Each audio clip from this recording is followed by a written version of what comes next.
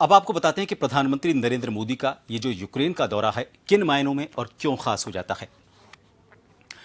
दरअसल रूस यूक्रेन युद्ध में तेजी के बीच ये दौरा हो रहा है, इसलिए ये बहुत खास हो जाता है। पिछले महीने मॉस्को में पुतिन से पीएम मोदी की मुलाकात हुई थी।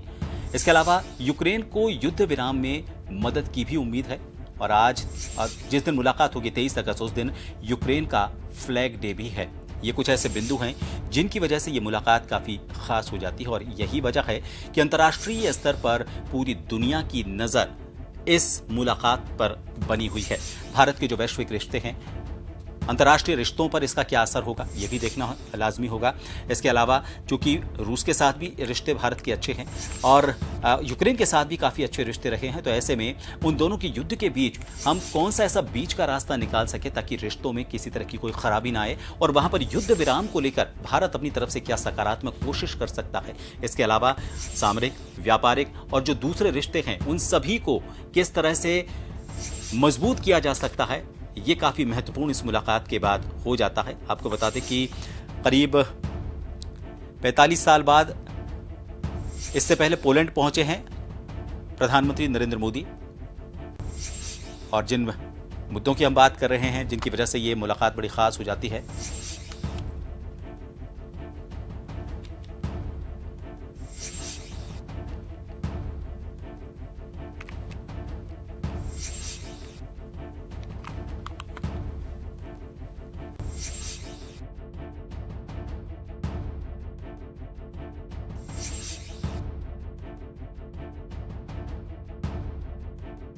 खास है। फिलहाल लंबे समय से भारत ये देख रहा है कि किस तरह के युद्ध के हालात वहां पर बने हुए हैं। रूस और यूक्रेन के बीच जिस तरह के हालात बने हुए हैं, लंबे समय से जो युद्ध का क्षेत्र दोनों देशों के बीच एक लंबा इलाका बना हुआ है, ऐसे में भारत काफी लंबे समय से इस पर नजर बनाए हुए है और इन सब के बीच अब जबकि भारत की तरफ से ये दौरा यूक्रेन का किया जा रहा है, बड़ा महत्वपूर्ण इस दौरे को कहा जा सकता है।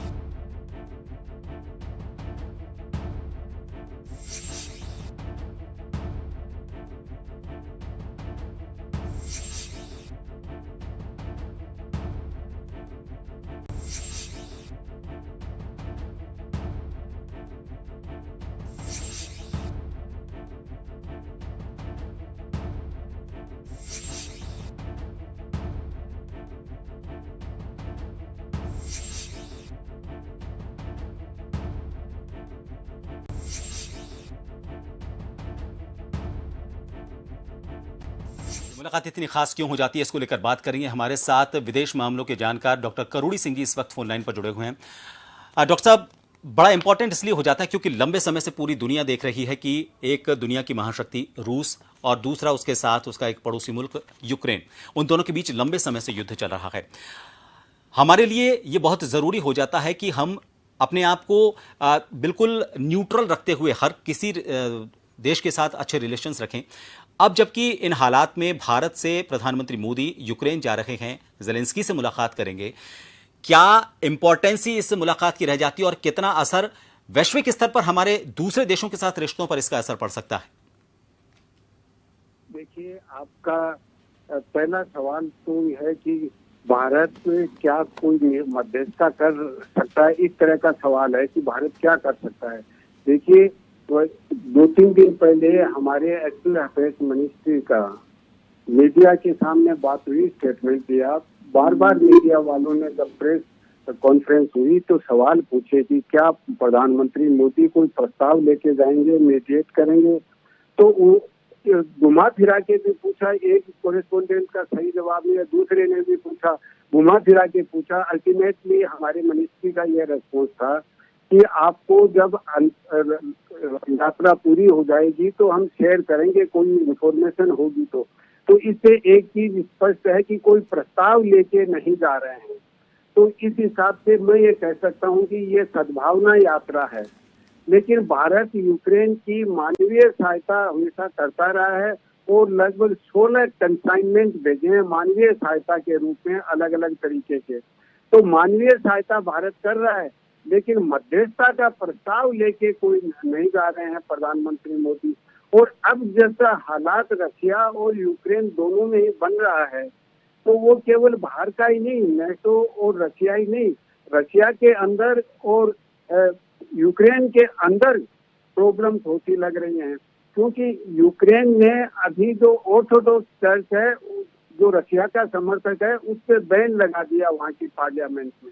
एक तरफ वहाँ के यूक्रेन के कुछ लोग कह रहे हैं कि ये लीगली इलेक्टेड नहीं है क्योंकि इनका टर्म मई में पूरा हो गया है।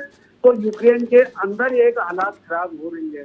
दूसरी तरफ अफ्रीका के 2-3 देश तो साहेल रीजन के हैं, माली और नाइजर वगैरह ने सिक्योरिटी काउंसिल में शिकायत की है कि यूक्रेन हमारे यहाँ आतंकवाद फैला रहा है, इंटरनेशनल आतंक का केस है यूक्रेन। तो भाई आप पूछेंगे कि ऐसा क्यों हो रहा है, अफ्रीका के कंट्री क्यों कर रहे हैं? क्योंकि वेगनर का बेस था वो नाइजर वगैरह, वो जो अफ्रीका के देश थे, तो वहां से वो लड़ा के आ रहे थे। तो उसकी वजह से वो अफ्रीका के देश भी शिकायत कर रहे हैं यूक्रेन की। दूसरी तरफ अभी जो कर्स्क रीजन में यूक्रेन ने कब्जा किया है, उसमें ऐसा कह रहे हैं कि जो वेस्टर्न कंट्रीज की कुछ कंपनीज हैं जो प्राइवेट लड़ाके रखते हैं, वो लड़ाके यूक्रेन में आए हैं और उनकी वजह से ये कब्जा किया गया है। तो ऐसी स्थिति में हालात तो बिगड़ रहा है, लेकिन ऐसे हालात, बिगड़ते हालात में भारत के प्रधानमंत्री का जाना, फिर हमारे रक्षा मंत्री का साथ ही अमेरिका जाना, तो इससे भारत क्या मैसेज हम देना चाहते हैं?